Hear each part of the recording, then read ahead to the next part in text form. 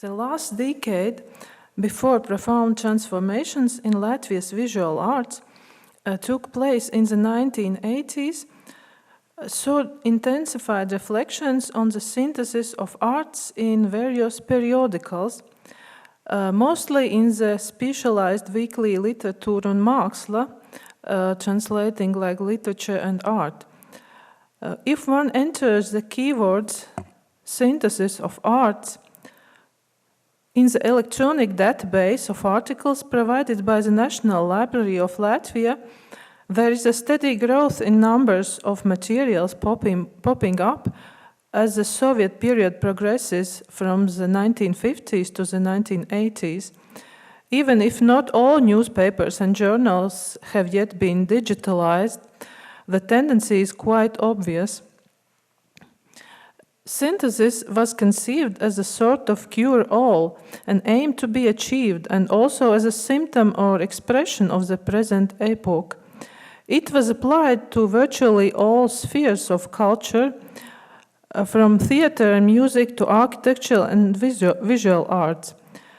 Synthesis of arts in the very common sense was extolled, for instance, in newspaper reports, on exhibition openings during which exhibits were complemented with readings of poetry or musical performances. But this catchphrase type usage surely is not the main subject of this paper. There were much more extensive reflections coming from different fields. The present paper aims to introduce just some examples, as the whole mass of statements on synthesis would of course far exceed the limits of a conference presentation. First, one has to admit that the notion of synthesis was surely not new in Latvian thinking and writing on art. For example, graphic artist, painter and pedagogue Teodors Udars, famous for expressive charcoal drawings, coined the idea of realist symbolism at the turn of the 20th century, stating that drawing should be learned from the old masters, but endowing the artworks with soul could be appropriated from modern artists of the time. It has even been said much later that his stance somewhat coincided with the notion of realist symbolism in Soviet aesthetics. Modernist adepts like Jāzeps Grosvalds and Jēkabs Kazaks, who reflected on the future Latvian national art in the period from 1915 to 1920, also promoted synthesis as a combination and recreation of previously existing elements on some new level, criticizing impressionist analytical approach. Thus, Grosvalds said that, quote, the artist's activity should not be analytical and reconstructive, but synthetic and constructive. And intuition must take on the role played by erudition and convention in those countries with a strong tradition, end quote.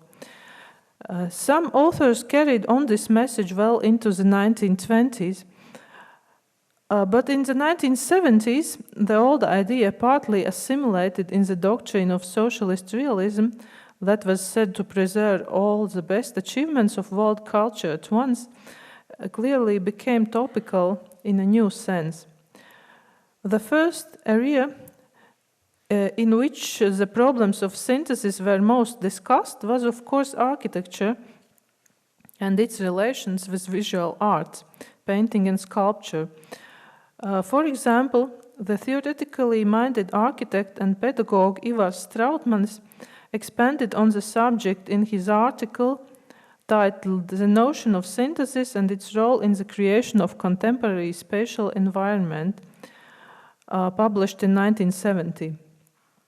The main problem was identified as insufficient involvement of artists in the mass construction, especially of the new residential districts. He identified several stages of synthesis, the first and most elementary being the creative cooperation among the author of the project, civil engineer, electrician, economist, and other specialists. The next higher degree of synthesis was said to involve such emotionally charged aesthetic factors as the overall idea, spatial and layout composition. He also warned against the outdated understanding of synthesis as just supplementing bad architecture with visual imagery that would lead to some sort of superficial embellishment. But to distinguish between bad and good synthesis, some concrete examples were needed. Surprisingly or not, Strautmanis invokes Western examples of Mies van der Rohe's late works and Eros Saarinen's Dulles International Airport, in which there are no paintings and sculptures in the classical sense, yet they are conceived as the highest expressions of synthesis of arts in architecture. Quoting, "One of the main features characterizing the process of synthesis in the widest sense is that specific traits of particular fields are lost or subjected to the regularities of new creations on a higher level." End quote. A different focus on synthesis was taken up by art historian Ausma Balcerbule in the article Searches and Criteria. Similar to Strautmanis, she also warned against some outdated idea of the synthesis of art inherited from classical Greece and used in European art for centuries. According to this classical conception, the expressivity of a building should be enhanced by painting and sculpture, all elements being in a harmonious contrast. A different version of synthesis, however, is found according to author in ancient Egypt, where the relationship between architectural and artistic elements could be irrational and even contradictory. Is this a kind of synthesis too? Still, Egyptian temples and tombs were said to create their own emotionally active environment. A kind of parallel phenomenon to Greek and Egyptian traditions is detected in Latvian sculpture, stating that Brethren Cemetery from the interwar period, seen on the screen, which commemorated the soldiers who fought for Latvia's freedom, represents the classical type synthesis, while Salaspils Memorial, built to honor the victims of a concentration camp during World War II, is interpreted as a kind of new synthesis in which no direct links are found between architecture and sculpture. She stated that synthesis is not a sum and not even an integration of separate elements. It is based on very diverse and multi-layered relationships among constituent parts. The complex experience arises from regularities that are still to be clarified and examined.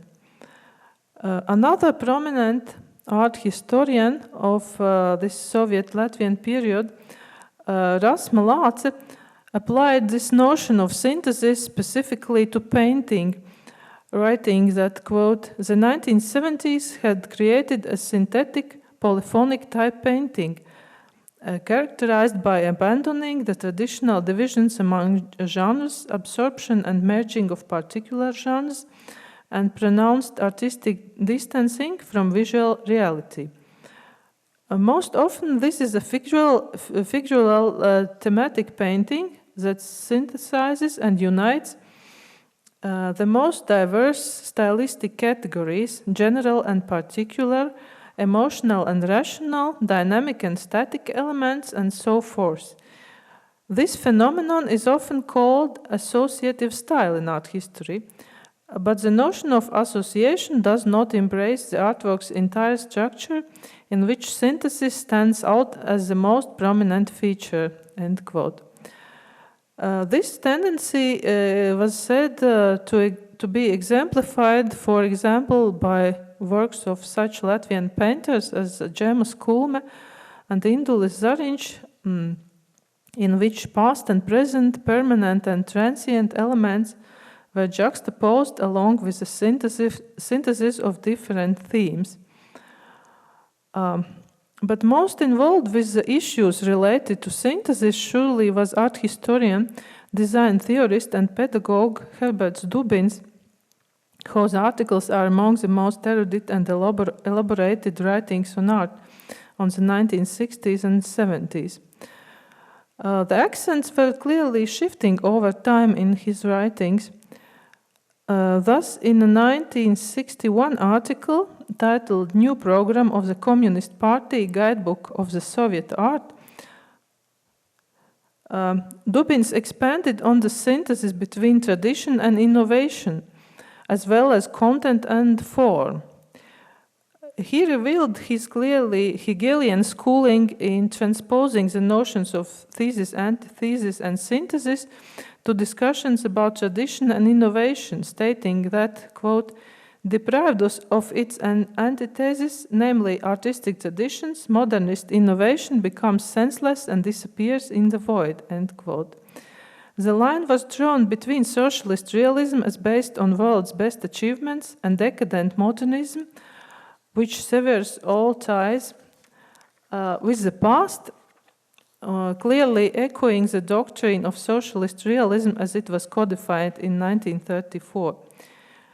The moment in time when these considerations were voiced also deserves mentioning, as early 1960s in Latvia was a period of ideological consolidation and fierce official attacks against some liberties of formalism taken during the Khrushchev thaw.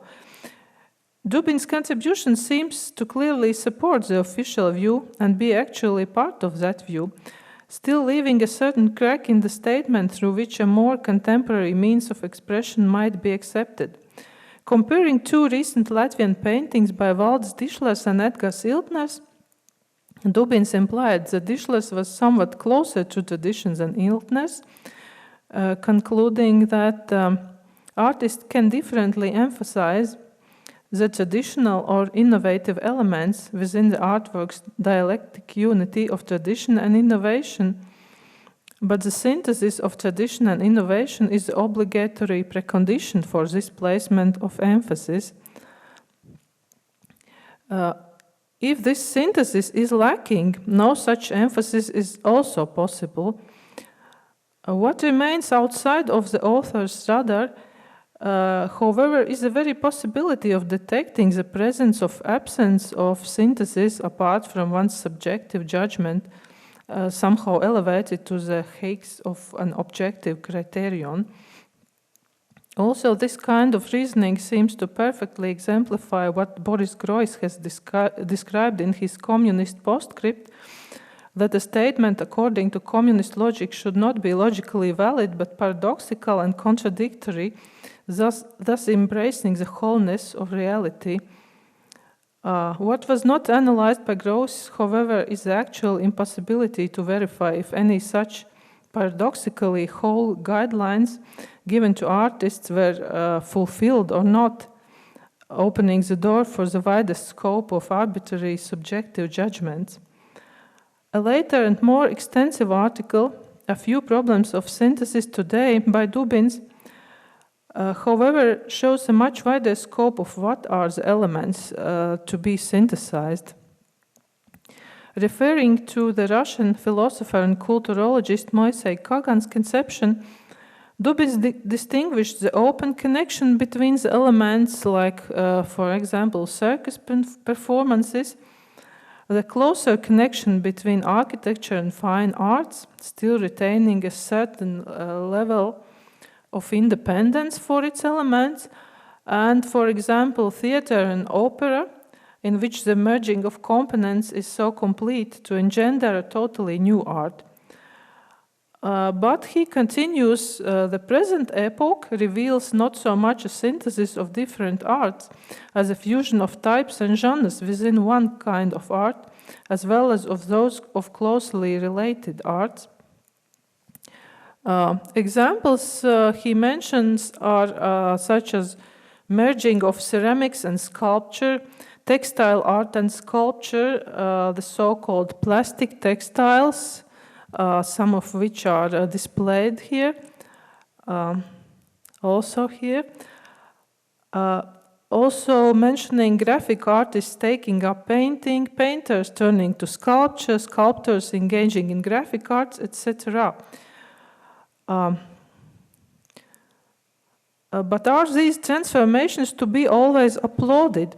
Dubin suggests that this is not the case if no new convincing values are born instead of the lost ones of specific components. Yet another aspect to tackle was the synthesis not of types or aspects of art, but between art and science, technique, modern materials, real things, etc. Design is interpreted as such a phenomenon of synthetic nature, embracing natural sciences, mathematics, technology, psychology, ergonomics, human sciences, and art. The parallel development of applied arts without the applied functionality, like vases which can contain no flowers or chairs which are not meant to sit on, is said to exist in a dialectic unity of opposites with the functional items of design.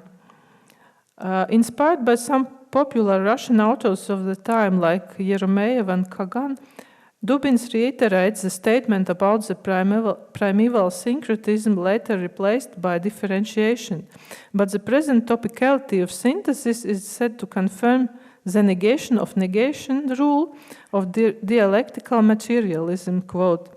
This in this case perfectly elucidates the differentiation of arts as a negation of the primeval syncretism and the contemporary synthesis as such a negation that preserves the true values of separate arts on a higher and more perfect level, end quote. This was published in 1971. Dubins expressed his views also on the first manifestations of more contemporary artistic developments which did not fit in the classical categorization of art as painting, sculpture, and graphics taken over by the Soviet ideology as part of those best achievements of the past, seen as wrongly destroyed by modernists. The exhibition Celebrations 1972, described as the first kinetic art exhibition in Latvia, displayed shifting fluid structures, levitating forms, spatial objects, etc., exemplifying the synthesis of art and science as conceived by a group of young Latvian designers. Elements of op art, pop art, geometric abstractionism could be detected there.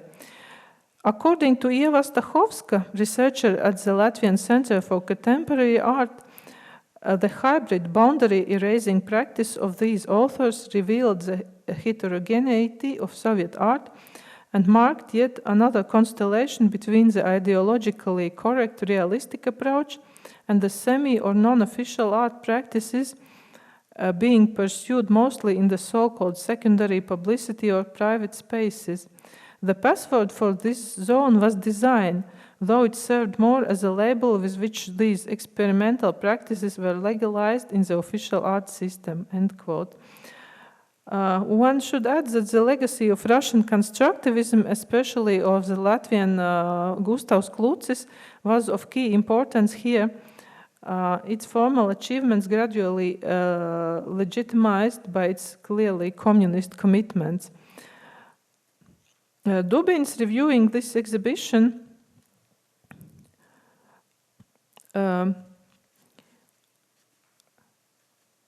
wrote about, quoting, spatial decorative objects, which, although not design objects in the functional sense, still embody the two principles of synthesis pertaining to design, like specific thinking and collective planning.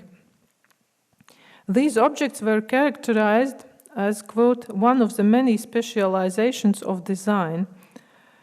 Another landmark exhibition, a form color dynamics, took place in 1978 and was described by Dubins as potential conquering of space, time, and light as such aesthetic values that have been made optically perceivable with the means of color, form, and dynamics.